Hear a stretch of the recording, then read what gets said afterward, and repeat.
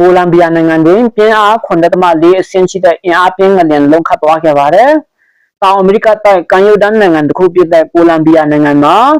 ဩဂုတ်လ10ရက်နေ့နံနက်9:30မိနစ်အချိန်တွင်အပြင်းထန်ဆုံးဖြစ်တဲ့ပြင်းအား 7.4 အဆင့်ရှိတဲ့အင်အားပြင်းငလျင်ကြီးတစ်ခုလှုပ်ခတ်သွားခဲ့ပါတယ်။ဒီငလျင်ဟာမာဒီယန်နဲ့ကာလီမြို့များအကြားချိုကိုဒေတာကိုဗဟိုပြုလှုပ်ခတ်သွားခဲ့တာဖြစ်ပြီးငလျင်ရဲ့ရိုက်ခတ်မှုကိုကိုလံဘီယာနိုင်ငံလုံးအပြင်အိမ်နီးချင်းဗင်နီဇွဲလား၊အီကွေဒေါနဲ့ပနားမားနိုင်ငံတွေအထိပြင်းထန်စွာခံစားခဲ့ကြရပါတယ်။ငလျင်ကြောင့်သေဆုံးသူဦးရေဟာအနည်းဆုံး130ကျော်အထိမြင့်တက်လာခဲ့ပြီးဒဏ်ရာရရှိသူစုစုပေါင်း900ကျော်အထိရှိနေပြီဖြစ်ပါတယ်။ဒါအပြင်ကာလီမြို့နဲ့ကော်ဖီစိုက်ပျိုးရာအဓိကဒေသအပါအဝင်နိုင်ငံတော်ဝန်ကပြိုကျသွားတဲ့အဆောက်အုံတွေအောက်ပိတ်မိနေသူနဲ့ပျောက်ဆုံးနေသူစုစုပေါင်း2000ကျော်အထိရှိနေသေးတာကြောင့်သေဆုံးသူတွေအတွက်ဟာဒီထက်မကထပ်မံမြင့်တက်လာနိုင်တယ်လို့ကူညီကယ်ဆယ်ရေးအဖွဲ့ကခန့်မှန်းထားပါတယ်။ငလျင်ကြောင့်မြို့ကြီး5မြို့မှာအနီရောင်အဆင့်သတိပေးချက်ထုတ်ပြန်ထားရပြီးအဆောက်အုံ86ခုထက်မနည်းပြိုကျခဲ့ကနေအိမ်ပေါင်း9000နီးပါးထိခိုက်ပျက်စီးခဲ့တယ်လို့သိရပါတယ်။နေစိတ်9ခုရက်ပြေးလမ်းတွေနဲ့လမ်းပန်းဆက်သွယ်ရေးတွေကတော့ပျက်စီးခဲ့တယ်လို့အင်တာနက်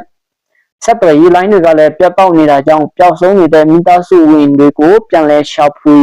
ရမှာလည်းကြီးမားတဲ့စင်ခေါ်မှုတွေနဲ့ကြုံတွေ့နေရပါတယ်။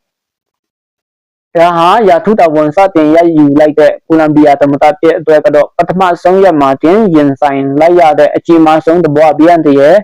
အကြအသေးဖြစ်ပါတယ်။သမ္မတတဲ့ဟာနိုင်ငံအတွင်းမြို့သားသဘောအပြန်တည်းအရှိန်ကိုကြီးညာခဲ့ပြီး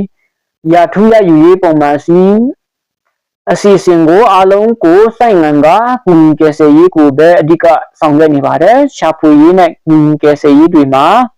ပုံမှန်မြန်ဆန်စွာစနစ်ကျစီဖို့အတွက်လုံခြုံရေးနဲ့တပ်မတော်တပ်ဖွဲ့ဝင်တွေကိုအစိုးရဆုံးထိခိုက်ခဲ့တဲ့ဒေသတွေကိုအရေးပေါ်စီလွတ်ထားပါတယ်။လက်ရှိမှာတော့အပြည်ပြည်ဆိုင်ရာကျက်ရှင်နီအဖွဲ့ IFRC က Soviet Front ပကမ်းမတီပြီး